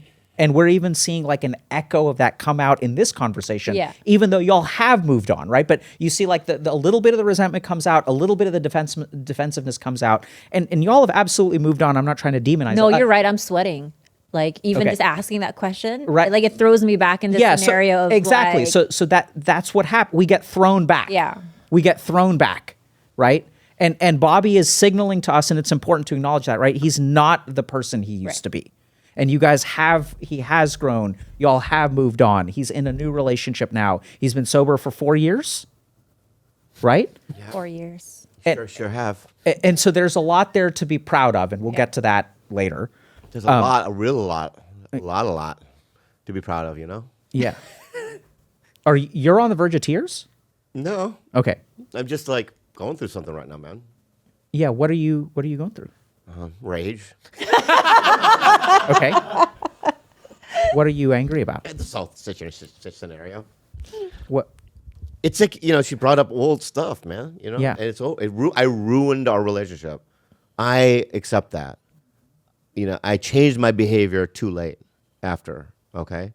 And now we're friends, and I love her, right? But it's like, now the video game thing, I've addressed the porn. The video game thing is, it's a problem. Still a problem. But, anyway. Well, we'll get back to the rage in a second. But I'm serious. Shelf the rage. Yeah, right? So I think... Wait. Got it. Shelved. I'm good, dude. Did you fart? What is it with you, gay fart? What is it with you today, dude? Gay farter? Simplistic comedy today, huh? See, now y'all have to be careful because I'm teaching y'all how to observe interactions, right? So now he's doing the work that Now I he did. knows. Now he knows. Now I know right? what you're doing. Yeah. So, Yeah. but we'll get to the rage. Okay. But let's answer your question because I think that's a huge problem that people struggle with. Like, so if you have a partner who has a behavior that is harmful, what do? You ask open-ended, non-judgmental questions because he knows. Like, so he's got rage, right? But he's saying it's beautiful that you brought up the rage, because what the rage tells me is that y'all have moved on, but that rage is still there. So where is that rage coming from? That rage is coming from his mind when he was stuck in it. Like he knows I've got a smoking hot girlfriend and like she wants to hang out with me and I'm choosing to watch porn. Like there's self-loathing, right? I don't know. I mean, there's some anger that probably got shifted to you, but I think most of the rage is towards himself. And so it's okay. Keep going. yeah, thanks. Okay. So I think the key thing there is that we want to use that in a healthy way, right? So his own frustration with himself can come out, but not if you're on the attack. Yeah. So I think just asking questions about like, hey, like, you know, what's it like when we're, you know, what's going on with you? What are you experiencing? Yeah. How do you feel about? I feel like I should have done that way sooner, but I think that because I waited too long to even address it, it had already simmered into a place where I couldn't access the open-ended questions. It was more like, "Fuck you," you know, like Yep. too late. Yeah. Go ahead. Go ahead. Okay. Yeah. You don't. You don't understand that. You don't fully understand, right? It's just like she's also very difficult. All right. So it's just like. Go ahead. Yeah. No. What I'm trying to say right now is this. Okay. Yeah. I'll be walking the dog. I'll be walking the dogs outside, right? Yeah. And I'm like, okay, they did it. She's like, no, they haven't done it. You got to stay out there for 30 more minutes. Like she had this kind of. Did it? They went to the bathroom already. The dogs, because we used to live in an apartment building. I used to look up, and she'd be like, no. You know what I mean? Another 30 minutes. She's very controlling in that way. You know what I mean? And very nitpicky too. It's like, why do you do this? Why do you do that? Why is this happening? You know, why is your foot so itchy? You know what I mean? And like on and on and on. The way that I read it is more like he didn't want to ever be inconvenienced to do anything outside of play video games. So even if it was like requiring, like we had 3 dogs and I walked them 90% of the day. So the 30 minutes that I asked for him to walk the dogs at night, it was such a big inconvenience that it became a fight because it was cutting into his game time. And so it was like every minor thing that needed to be done was a huge inconvenience. You're not like that. You're like that. I don't want to get too deep. No, I have my own I have issues. Good. Yeah, I have a lot of anxiety. Good. I'm glad. OCD. Yeah. Oh, for sure. I'm not saying I'm so faulty. There's so many fucked up things. So many things. Yeah. So many, and we can talk about that. I don't want to, because what we have now is good. I think we're going to the past, right? Yeah. And but that's what this is something of interest to me, just because you aren't the only person who has a video game addiction. I see it in my family. He wrote a whole book about it. I know. That's why I see it in my young nephew. How to raise a healthy gamer. Okay, and check it out. I have a son now, so these are the things that I kind of want to learn how to mitigate early on. Because he is going to have some relationship with tech, right? No matter if we're the most outdoorsy family ever, he is going to eventually stumble upon it. But I was provided. We're not even talking. Wait, we're talking about a nephew. I provided. It's okay, so let's the whole trip. Go to the Philippines. Everyone Bobby, gets to go. I mean, Hawaii. You know what I mean? I provide. Okay. This is really good. I hope people who are listening to this understand what's going on. Yeah. To me, it's clear as day. Is it clear as day to y'all? Everyone's clear. Everyone's day. So you feel Everyone's gay. Yeah. Day. Okay. Let's call back. Oh. Let's be clear about what happened. Okay. I missed this. I stopped paying attention. Yeah. Okay, so she asked a generic question, right? She asked, "How do you get someone who struggles with tech addiction? What should you say to them?" And then I didn't let her get away with it. I asked her, no. This, Go for it, I asked her what happened in your life. So I'm the one that put y'all's relationship on the table. So I appreciate the fist bump, but this is she tried to remove you from the story, and then I asked her to put it back in. Yeah. So he's Right? the one that brought it Right. up. So, and I think that's the reason I did that is because like asking like, oh, how do you talk to someone? Here's 5 tips to get your partner to stop playing video. That's not what works. What works is like understanding the dynamics, understanding the rage, understanding the codependency, understanding that even though we're done talking about it, and she admits that she's got issues, and you respond with, "I paid the fucking bills." Right? Like, so like this rage that you have is like, it's buried deep, right? And y'all have grown, and now you're on the verge of tears. Are you? Oh no, Okay. I no, I'm not. Okay. I'm not. Yeah. There's, So like, but like, maybe. there's, Well, really? you know, so there's, No, I think that I'm just more like because we really have tried so hard to depart from like that era Yeah. of our lives. Absolutely. That like when you put it back on the table, it becomes very real in my body again. yeah. So, but that's what Body I'm keeps a score. body does keep Yeah, score. it does Yeah. keep the score. It's another book. Yeah. Bessel van der Kolk, fantastic. Oh, there you go. But I mean, I think it you know, pardon me for bringing it up again, but I think It's fine. this is actually like, you know, asking a sterile question of like, what do you say?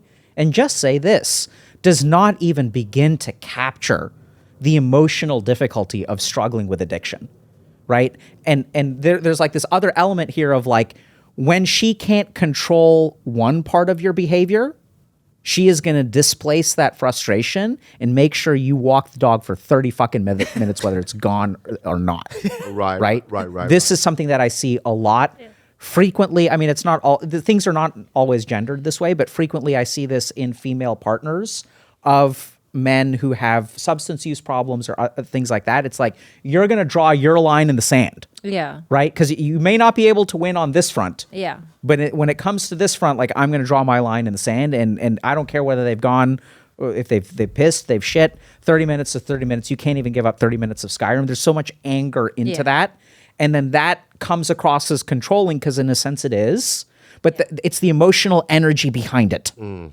And so another thing we talk about in the book is like how to get to the emotional energy underneath what is fueling the interaction. Because when you ask me the question, what do you say? It's almost like it kind of doesn't matter. Yeah. What matters is you get to the emotional energy that is driving the behavior.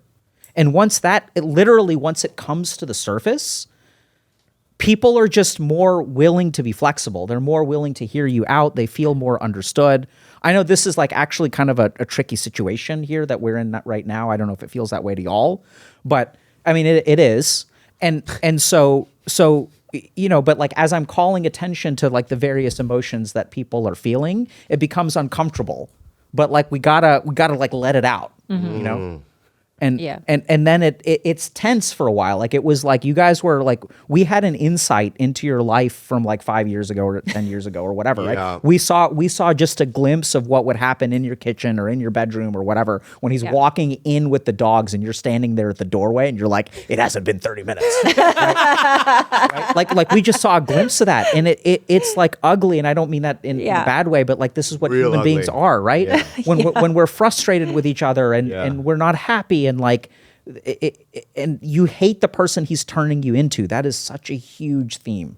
Yeah. And then when COVID happened, it was like winning the lottery. It was just like, it gave me kind of an excuse to play. Remember Yeah, that I little think that's- closet downstairs? I was whatever that little.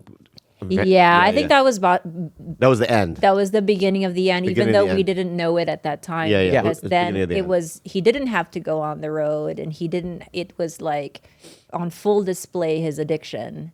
And I had nowhere to run, because it's like, where could I even? Yeah. We were Yeah, in the yeah. confines of our home. And in the beginning, we were like, oh, well, in my fantasy land, I was like, oh, we get to hang out at home as a family. I was cooking meals, like, and that bubble burst so fast when I realized, oh, I get to see him practice his addiction in broad daylight every single day, and I have nowhere to go. And so we didn't realize it at that time, but we didn't nip it in the bud either. And I became a person who was just the person I didn't want to be was sweeping everything under the rug, and I became her. I was just like, okay, let's just keep excusing it. And then it bubbled over into just the worst shit. So what do y'all think he's going through right now? I'm serious. It's not Right, presently in his life or in no, this no, moment? no. He's moment, he's this rocking moment. back and forth. I feel fine. I mean, probably This is normal, similar Doctor. to what I'm feeling, which is like, fuck, we both saw this problem and like we knew it was there, but like we couldn't fix it. Yeah. I was too lost in my own rage too, and like feeling like I was the most undesired person on earth. That's truly how I felt. I was like, I might as well be like a 500-pound like man at this point. Like he would treat me the same. Like I think what he's feeling is probably same as me, where it's like we had a chance to fix it because we knew what was wrong, but we didn't. We were stuck in our own fucking loops in our head. What? Cat, please, Cat, something. Cat, call somebody gay right now. Something. Be one of your, So- be one of your folksy. Bored. I'm sorry. Okay. Can you hear So yourself? yeah. Yeah, So, yeah. But so- also, I don't want to speak for you. If you're what? yeah, I think I get something different from him. Do you want to speak or you want me to speak? Speak, please. Okay. I think he carries. So you think he's feeling what you're feeling? I don't think so. So I think there's a lot more I in what he's feeling, and there's a lot more we in what you're feeling. That's the simplest way I'd put it. I think he blames himself. Yeah. I think like Here's what. Yeah, can I just a self-loathing. May I Yeah, interject? yeah. Doctor. yeah. Thank you. You're welcome. God, I love you, man. Is the love better or not? It's More getting love, there. Yeah, getting or there. more less? We're getting there. We're getting there. How long? When do we get there? I'll let you. We've been getting there. It takes some time. Yeah, 45 minutes. You were like getting there. We're getting there. Okay. We're getting. I don't think we're gonna get there. Are we But- getting there? We're never gonna get there. yeah. But here's Don't doubt yourself. You're No, lovable. I was kidding. Yeah, okay. Yeah. So it's glaring, that addiction, the Yeah. video game addiction. It's, as problematic. Here's the thing. Here's the difference between drugs and alcohol, because I've been sober for 4 years. It becomes more drugs and alcohol. It affects people around you fast. You know what I mean? It affects work fast. People get really concerned because you're dealing with your health. You're dealing with, it's a bigger behavior that people, it's glaring, and video games is a subtle addiction in many ways, right? It's just like, it's just so easy to justify, like, I did stand up, I hung out with my friends and I'm just going to play for 8 hours or whatever. It's, it seems, but the reasons why I'm doing it is what's glaring. It's just, I just don't want to feel. Yeah. You know what I mean? And it's definitely has replaced my drugs and alcohol addiction, because even when we were dating back then, I was sober then too. So I had big chunks of sobriety in my life, and I would relapse. My point being is it's always been a substitution for this addiction not to feel or be in the moment, or, or whatever. So it's like, it's a real glaring thing. Even now when I'm doing it now, it's like I should be writing a new hour, but I'm not. I'm just playing a game that I played 1,000 times, like Starfield. I just went back because Crimson Desert's coming out March 19th, and it's not out yet. You know what I mean? So I'm just killing time going to an old game until Crimson. I hope Crimson Desert's Another good. narrative also. So where are we going? Are we going to question number 2? Yes. Are we going to rage? What do you? I also am curious about what you feel that makes you what you're trying to run away from on the inside. What do you mean?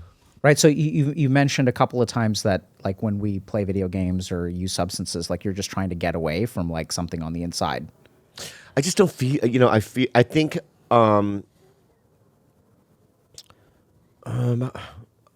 I think I have the right kind of concoction of things now. I'm going to more AA meetings, and I went to my sponsor's house a couple of weeks ago, and we started working the steps again. And then, along with these new medications and stuff, I think that I'm You're getting in the right good place. balance. I wish that I addressed some of this stuff when we were together. it would have helped, I think, a lot, but Let's get to question 2, but Bobby, let's go to you question- should be careful after this podcast. Okay. what do you mean? So like make sure that, if there's a chance that we're waking something for real, like this is like clinical for a second. Yeah. Just, if you start to feel like there is a non-zero chance that these conversations will increase your risk of relapse. Oh, no, I'm fine. Okay. Yeah. So you're 100% fine. Okay. Oh, yeah. I don't give a fuck. But okay. Good. Yeah. Right. Yeah. I know we're talking about stuff, but we want everyone to be. I'm fine, totally fine. Okay. It's entertainment. Okay. Good. Yeah. Okay. What second question? Oh gosh. Yeah. You doing okay? Oh yeah, good Yeah. things. Yeah. She's. not Have you good. been muzzled? Huh? Do you feel muzzled? No. Okay. Just observing. Okay. Yeah. Yeah. I mean, what's going on with you right now? How are you feeling? Oh, I feel pretty good. Yeah. Yeah, it's interesting. I've been thinking a lot about the ego. Yeah. A lot. Because in this profession, you compare yourself. Yep. And sometimes that can be debilitating towards creativity. So I'm just trying to be more present and more just like embracing who you are, right? Because there's not another person like you. Absolutely. So, I want to say something that I observed the other night. okay. Okay.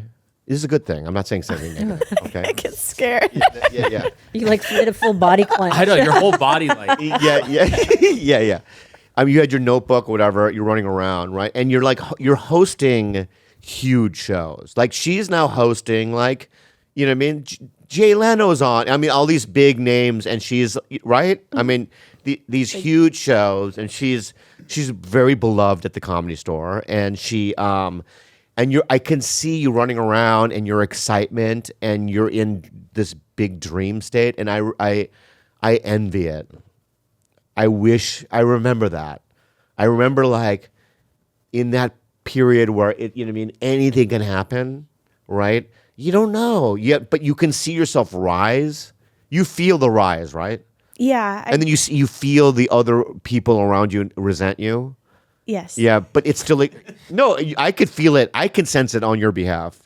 You know what I mean? Like the eyes. You know what I mean? Especially from the ladies. You know what I mean? But the excitement, you're in a really exciting space.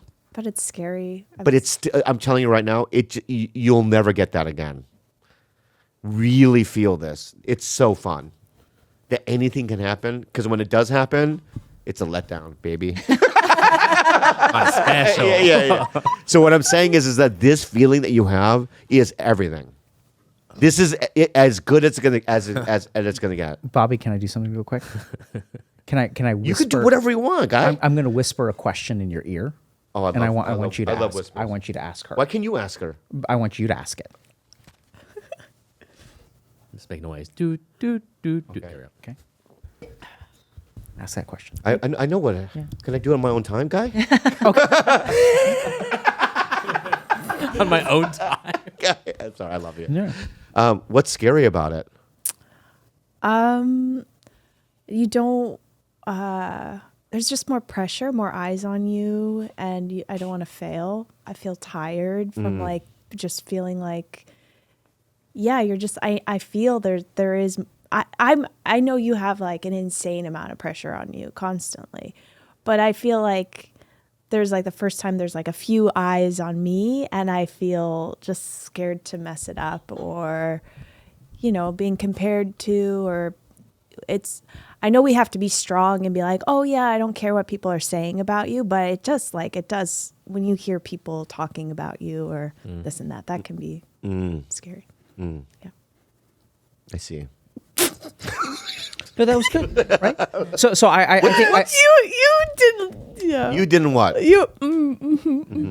I'll tell you why I did that. Okay. Is because we can go on and on about it. Yeah. I had so many other things I wanted to say, you know what I mean, about it, but I didn't want to. So instead, you know what I mean, it's like, let's move on, like not move on, but I don't know. Okay. This is huge. Okay. So first of all, How the fuck? It's huge, dude. okay. Watch, It's huge. watch this. it Watch this. better be huge. Okay. Do you guys? It better okay, be so, huge. So Yeah. okay. I'm going to try to stitch this together. So first thing is, Bobby is telling you to cherish it. He misses it. It's gone for him, right? This is like, you only get to do this once, like popping your cherry. Yeah. Okay. And next thing is, he knows, right? He knows how scary it is. He's like, the eyes are on you, especially the women. So he knows how scary it is. He's trying to be reassuring. And then when he asks you, when I tell him, to ask you about the scaredness, because he's reassuring you, that doesn't work though. Like, you know what I mean? Like, it just doesn't, like, so here's another thing that you guys can learn in the book. Reassuring people doesn't fucking work. Telling them it is going to be okay where you are, That's are. interesting. Yeah. Right? Interesting. Yeah. Like, not everybody gets to be you. Like, you are exceptional. What? Right? like you said, hey, there's people who are successful. Yeah. They're not the ones who are talented. They're the ones who fucking show up when they need to, and that is something that I have. I'm not done. Okay? Right? So and she's coming up. You see the talent in her, but you know what it's like to be afraid. And then here's the huge thing. When she talks about being scared, Bobby's response is flat. Now, we can think of him as an asshole. We should not think of him as an asshole, because that is the way he responds to his own scaredness. That was huge. This is why he's tortured on the inside, because when he hurts, why is he fucking addicted to anything under the planet? Polysubstance use. This is not, so sometimes when we have addictions, we are addicted to a particular thing because we've got this fucking transporter, like the GABA transporter. When we have a change in our GABA transporter, we get addicted to benzos, like Xanax. We get addicted to alcohol. Some people get addicted to everything. Yeah. Pornography, video games, drugs of choice, right? The rainbow. And these are the people who, the way that they respond to themselves, he doesn't know how to sit with your scaredness. He literally doesn't know. And he has been terrified for so long that he has learned how to just like fucking blank, right? And that's what's so hard. Does that make sense? Yes. Okay. Totally. So it's huge, huge. Yeah. But I feel like by her saying that, you know what I mean, she was kind of negating of what I was saying before almost. Yeah. You know what I mean? Right. Like I was like, here's the thing is it's like, I don't know much about horse races, right? But it's Like the Derby? Like horse derby. Horse? Like the Kentucky Derby horse race? when they go in the circle, Like man. Seabiscuit. Okay. Yeah, Seabiscuit, man. Yeah, you know, where you gamble. Yeah, let it ride. right. You know, let it ride, you know. Richard Dreyfuss movie. You ever see it? For reference for everyone. Yeah. Horses going in a circle. Yeah, right. Right. Got it. And you're a horse breeder, right? And you know what horse, like you don't just go, hey, that guy, that's going to be my guy. You have to watch him do things, right? Okay. As a calf, it's a calf, and as they get older, you just know, and also their parents are important, right? But you just know that it's a winner, or it's got potential to be a winner when you're a horse breeder, correct? Yeah. Can anyone agree with me? Yes. Oh, right. And so what I was saying to her is that she's already, she's, you know, I don't want to refer you to her as a horse, but I'm just saying that. Maybe choose something. Yeah. She's a prize horse. Yeah. Prize. There we go. Yeah, she's a prize horse. breeding quality. Right. Breeding So I was, quality. yeah, she's you're good bred. Good breeding. I mean, anyway, Good Michelin pedigree. good pedigree. Yeah. Sorry, yeah. Good genes. Good genes. You know. Yeah, good genes. You got good genes. What I'm saying is, forget it. Let's move on. Next question. No. Yeah, but I think too what you're saying too, how that doesn't necessarily work when someone says, "Hey, I'm scared," and then you say, "But you're so talented," because when he's in a bad way and he's like, "Hey, I'm really scared," and I'm like, "Bobby, you're beloved. You're X, Y, and Z." Oh, does that he work for doesn't him? take it either. Yeah. because the scaredness. Here's the thing: the scaredness never goes away. I'm still scared, But it can. but it won't. That's huge. And that's and that's the deal. I don't agree. Boom. Agree to disagree. I don't think he wants to agree at all. Oh, really? Yeah, no. So I mean, I think so. The scaredness, it just because it hasn't gone away, Yeah. it makes perfect sense for you to think it won't go away, right? Because it's never gone away. But I mean, my job is making it go away. That's what I do for people, right? And so I think it's doable. But once again, me reassuring you that it's doable ain't gonna work. Yeah. Right. So instead, what I should do is, and I get what you're saying about, you're trying to protect her. You remember what it was like to be scared in that way, and you care about her. I do. Right. And so you're like, hey, person who is coming after me, not like as in next, not like, Yeah. like be assured, like you will get there. He sees talent in you. He sees work ethic in you. He sees bright points, and he remembers how frightening it was, and he wants to try to take that away from you. Like he's trying to protect you from that.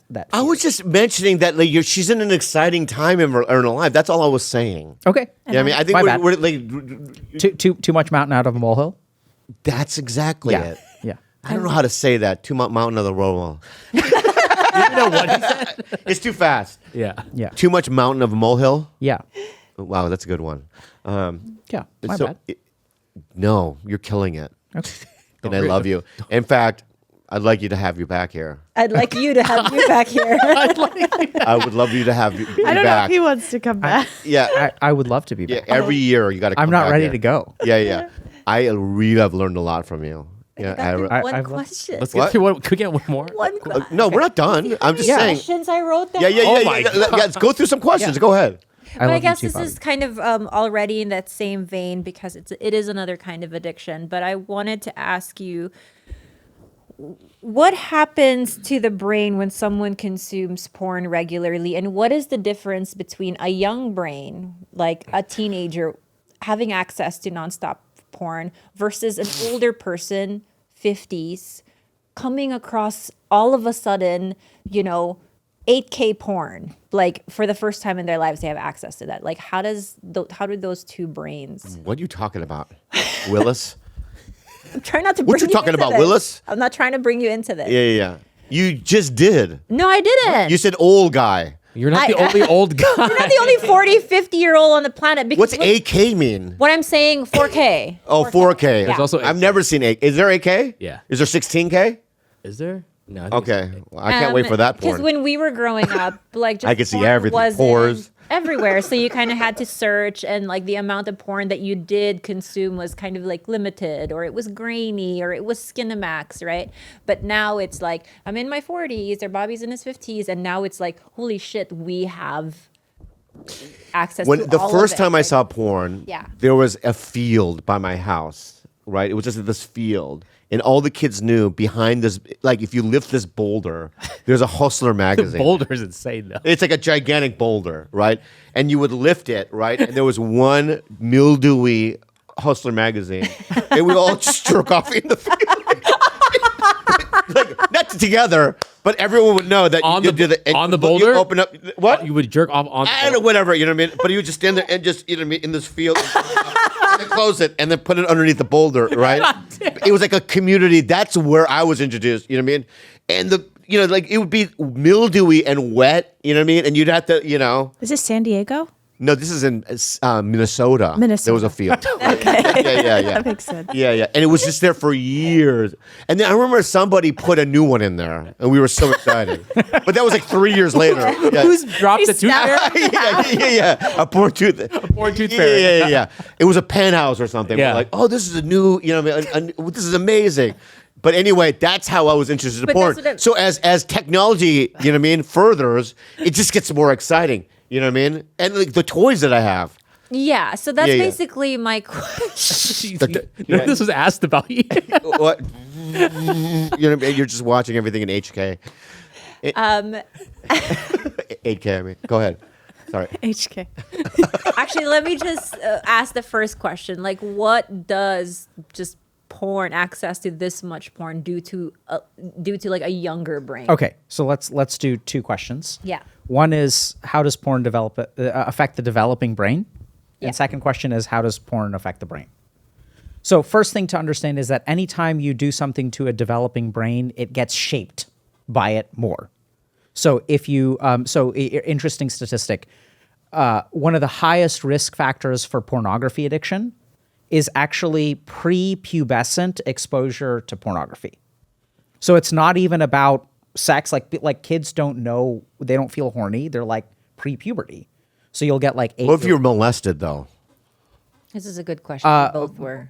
What if you were molested? Meaning what? Well, if you're molested and then you know what I mean. I think that my sex drive. I learned about sex too early because I was molested. Yeah. So that is going to have a even different effect. No. Okay. I don't think that's. I don't think that's. I don't know. I don't know what else to do. There. No. That's. Yeah, I got uncomfortable. And so we have to meet him halfway with what. It's not a joke. I mean, so he just disclosed that he was molested. So it's like whatever you got to do. Okay. In order to help him feel comfortable. So Development game. Yeah. So first thing is just like I want y'all to think about the brain as like concrete that's just been laid. So whatever if you start using drugs at an early age, your brain wires with that stuff on board. So the likelihood of addiction is greater the earlier you get exposed. Well, I to it. started doing drugs at 11, 12. That's when my addiction started. Alcoholism. And you were molested before that. Yeah. Yeah. So it's like, you know what I mean? I went into, so it's like, I can't even believe I'm here, to be honest with you. Yeah, it's The quite an road- achievement. Yeah. I'm the not road, you know what I mean? Yeah, I took, yeah, and then I got sober at 17, which is, it was a miracle because it's like, I found, I found God at 17.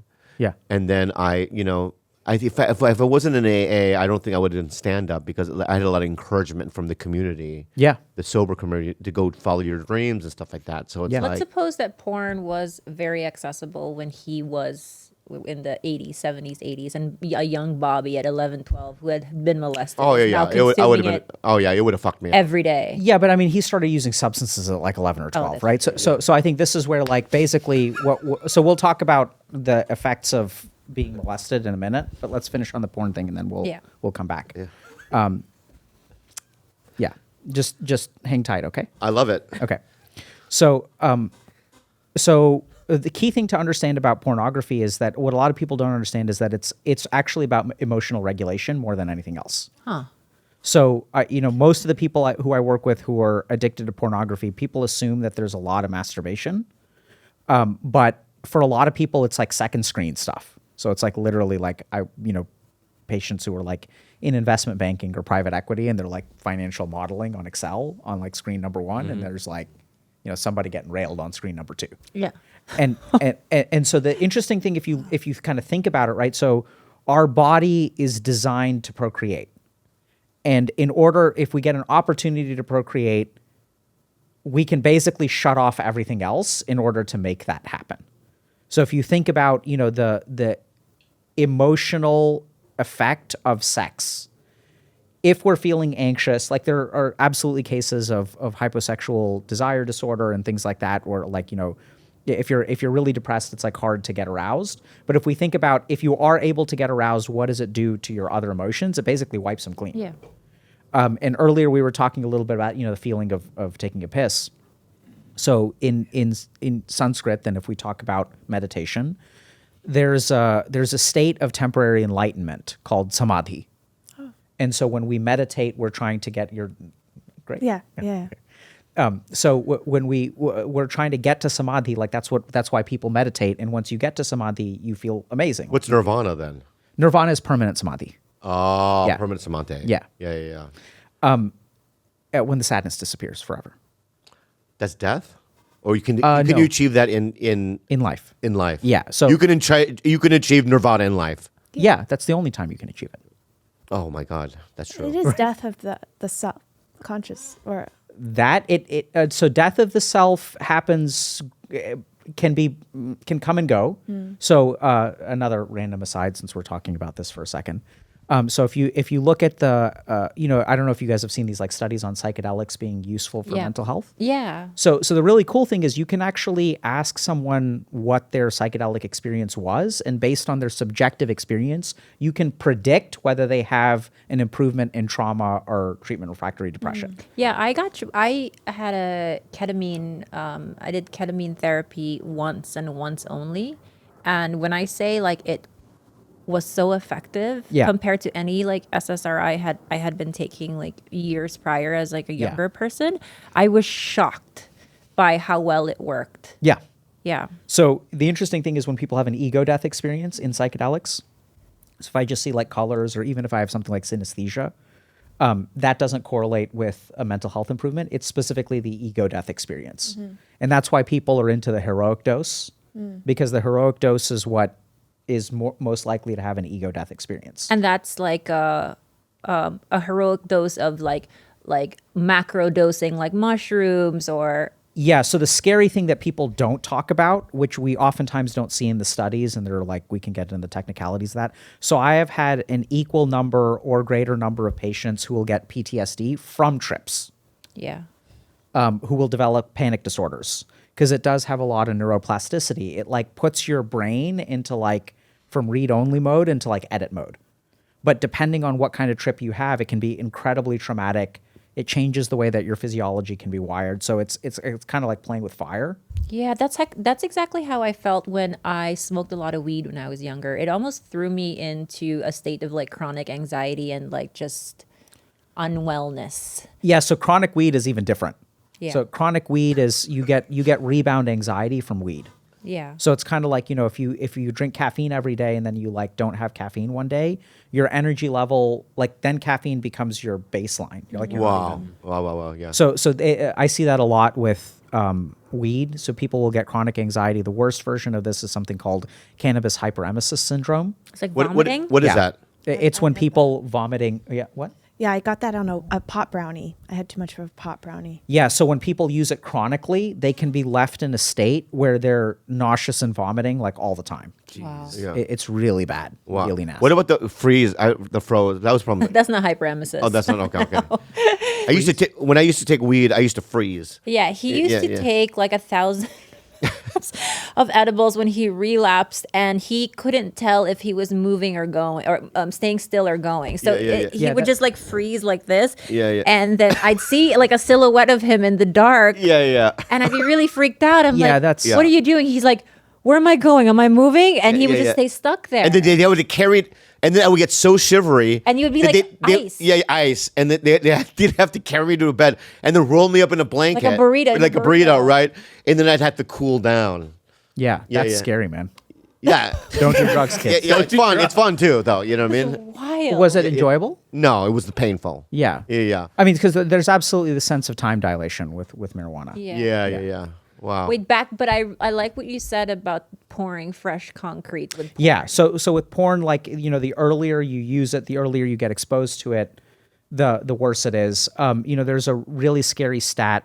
So non-consensual choking has really skyrocketed in college. 51% of women experience non-consensual choking.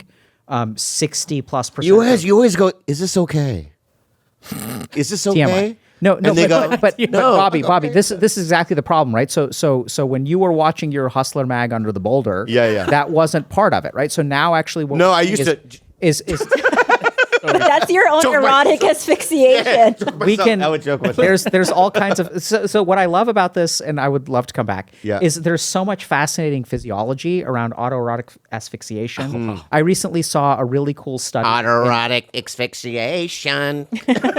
Don't try that at home. I had to say that because it's So- yeah. anyway. But I saw a really cool study in a scientific journal on yoga. Yeah. This is for you. Oh yeah. So there's an ancient yogic burial practice where like as a yogi you bury yourself, and then when you bury yourself you're like in this, you know, you're underground, and then you like kind of run out of oxygen. But these are yogis who are like trained to do all kinds of crazy stuff. So what's really interesting is probably when we have like near death experiences from like asphyxiation and stuff like that. So that has to do with really high levels of carbon dioxide in our brain. So when levels of carbon dioxide in our brain get really high, they start to malfunction. Now, if you're not, that can lead to death. So don't do that at home. No. But the really interesting thing is it's probably that high level of carbon dioxide that induces these like near-death experiences. And so there's actually some like really esoteric yogic practices where you bury yourself and then you don't try this at home because you can die or get brain damaged very quickly. Should be done under the guidance of a guru, or probably not really at all, but and then what happens is they really, it's a powerful experience for inducing like essentially a psychedelic experience or a near death experience. What do you mean or something. bury Like yourself? They is it dig a kind of hole. like They dig- DMT. So DMT is a whole different ball game. But is it like, does it kind of mimic that whole? What's really fascinating is we know that the brain produces DMT. Yeah. But we don't know how. All we know, and I've been looking into this because I've been trying to figure out when you have like a crazy experience in meditation, like what's going on in your brain. All we know is that it's produced from serotonin. So I think when you have all these yogic practices, you have people that are like on these very strict diets, eating like certain herbs that are found in the Himalayas, drinking like very pure water, meditating for like, many hours a day, many years at a time. Like you'll have dudes that it's like just sitting in caves in the Himalayas, meditating for years, decades, arguably, if stories are to believe, centuries. And then, so we don't know what's going on, but like, I think that all of these strict yogic practices are absolutely altering our neurochemistry in a profound way. Oh, wow. Right. We just don't know how because we don't do studies on those people. But going back to concrete. Yeah. So earlier you do porn, the worse it is. Porn is primarily around emotional regulation. So, we see people who are, I don't mean to, but people who struggle with their emotions and are prone to using substances or other things to regulate their emotions. Pornography and sex is very good at shutting down our amygdala, which is our fear center of the brain, good at shutting down our limbic system, which is where we feel. So, oftentimes like people will relapse when they're going through something emotionally difficult, or we'll see something where in early stage of substance use sobriety, tech addiction will skyrocket. So a big part of overcoming porn addiction is just like any other addiction is learning an alternate way to manage your emotions. So the better you get at managing your emotions, the brain needs the pornography less. But a lot of people... I think that's what's happening to me right now. How so? Well, the more I go into... Like I do some meditation, but the more I'm like, because I'm in therapy, I'm going to more A meetings. You know what I mean? I'm being... It seems to not come up as often. And then when it does pop up, like, should I do it? I always kind of pop it like a balloon and I just kind of go to sleep or whatever. Yeah. So I think if you kind of think back to when you had problems with it, you never even have the question of should I or should I not. It's just like, I need to now. I need to, yeah. Right? So that shows the work you've been putting in. And that's where... you don't believe the sadness can go away, which is fair enough. But many people don't believe that the porn addiction can go away. Yeah, okay. They can't imagine a scenario in which I need to can become should I. Yeah. Wow. The non-consensual choking is really scary. Let's move on from that. Yeah, Okay. Yeah, it feels weird. Oh yeah. That happens a lot when you like hook up with people now. They just like choke you for no reason. Well, so the reason that's happened to you? Yes. Yeah, yeah. But I mean, like it's cool, but I'm like, No, If I don't broach the topic of choking first, and there isn't like a discuss thing, and someone just goes for that, I'm out of there. That takes me. I'm such in a fear. My body will. Do they ask you like, can I do this? no, just straight for the neck. Yeah. So you're that's making not. out, and then it's like maybe a little bit of a tit, and then it's to the neck. It goes tit to neck, huh? Tit to That's Yeah, yeah. scary. Tit neck is I- so crazy. tit. Yeah. Okay. I go vag, so- neck, and then tit. It's like That's my Actually- routine. Yeah. No, but so do you mind if I ask how old you are? 34. Okay. Yeah. Right. So I think this is what's happening is so we're seeing a trend where over time you develop tolerance to pornography. So then you need more extreme pornography for it to suppress your emotions. Wow, this is scary. And so there's a lot of pornography of non-consensual choking. Yeah. And we're seeing a rise in sexlessness, right? So in 1975, the average age for a man to get married was 23.8. For a woman was 21.1. In 2000, Let's just run it off, maybe. sure, we can do that. In 2000, sure, if we want to round it off, it's 31 now for men and 28 for women. Wow. Right? So it's changed a lot. We're seeing more people, probably about half of dudes between the age of 18 and 24, rounding off, are For you, dude. yeah, for you, have not had sex within the last year. So we're Wait, watching 18 to what? 18 to 24. Yeah, it's bad. Half of dudes. Yeah, yeah. So that. they watch way more pornography. Yeah. They watch, for some reason, non-consensual choking is like a huge part of pornography now. Wow. And so since they don't have real life experience, That's they so watch a bunch crazy. of porn And and then then they think that that's what they're supposed to do. Wow. Yeah. Wow, right? wow. Yes. It's crazy. And it's shocking. This is something that no one talks about, but it's like it's insane. 51% of college age women will experience this. Wow. And you guys are like, me too. Like we're like, what? Yeah, yeah. Like that. I had never even heard of someone doing that in when I was like in college. Oh, yeah, yeah, You know, yeah. but now it's like, it blows my mind that it happens. It sounds like it didn't just happen to you once. Oh yeah. Yeah, yeah. All the time. Why don't you put a boundary up and go, hey, don't go to I'm kind of into it. I should say that first. Okay. Yeah, that's different. Yeah, yeah, yeah. Okay, but but I like it when they choke me. yeah. And I always go, I You sometimes, know, you ask Wait, for it but- up front. It's weird. yeah, yeah, yeah. And I go, do it harder. Like I want it, like I want them to really get in there. You know No, what I mean? but that is such a scary statistic. It is scary. To yeah. think that young men are just Normal. going out there with zero consent. Anyway, how to raise a healthy gamer? What's the matter? I'm listening. Did you? What's the matter? I'm just listening. I'm trying to get to the end of this. Did you have fun? Yeah. Yeah, yeah, yeah. I want to promote your book. You know what I mean? Okay. You know what I mean? There's so many things we can address. You know what I mean? But how to raise a healthy gamer. How long has this book been out? About almost 2 years. 2 years. Where could they get it, my friend? Anywhere where books are sold. Brookstone. Brookstone, probably Brookstone, not. No, That's Barnes where and you buy Noble. your books? No, Barnes and Noble. That's where you buy massage your little massagers. Yeah, yeah, yeah, yeah. And my pillows, Brookstone. my little travel pillows. And look, he even Wait, made a the post bookstore? while we were doing the podcast an hour ago. What? Yeah. Wow. Amazing. You did. Yeah, so I mean, I guess if people want, more information about all of the random crap I talk about, they Yeah. can also check out the YouTube channel. Check out his YouTube channel. This one's crazy. Yeah. Why you should stop watching YouTube. Wow, wow, wow, wow. I love that. Yeah. Sometimes you have to be a hypocrite in order to survive your own mental environment, right? So like people will they'll take their psyche, and if I have hatred, I need to compensate over here To offset. to offset, right? So, and this is really common where it's like, okay, if you look at an abusive relationship, one partner is like physically abusive, and the next day it's like gifts, Yeah. right? So parents will do that too. So as we become more degenerate and evil as human beings, that other pole of performative goodness really starts to Yeah. climb, right? So it's like, I'm God-fearing. yeah. This is about Yeah. God. This is about Jesus. Like, I'm a good person. This is about the goodness. And the really... My parents used to do that. My dad used to hit me, and the next day, here's a car. yeah, Got a right? car? Oh, yeah, yeah. You'll get It hit me. Beat me, Hit sir. me, Papa. I got hit, no prize. Oh, really? I Okay. just got hit. Yeah. The car is big. Yeah. Yeah. Like a truck or something. That's still So that. what? Is that still a car? Yeah, Yeah, yeah, that's yeah. better. Yeah, yeah. Anyway, Not worth it. There we go. it was worth it. Yeah, yeah. I mean, Yeah. lifelong sadness? Yeah, that- overcast, yeah, you're right, overcast. overcast, Yeah, you're right. come on. Make light of it. Anyway, so healthy gamer on Stick that in there. YouTube. On YouTube, we got to figure it a way. So follow him on all the platforms, and Amazing. What a beautiful. I didn't know what to expect today. I'll be honest with you. Either did I. Yeah, and I thought it went perfectly. He sent did the too. text out. He was like, "Tell me about Dr. K."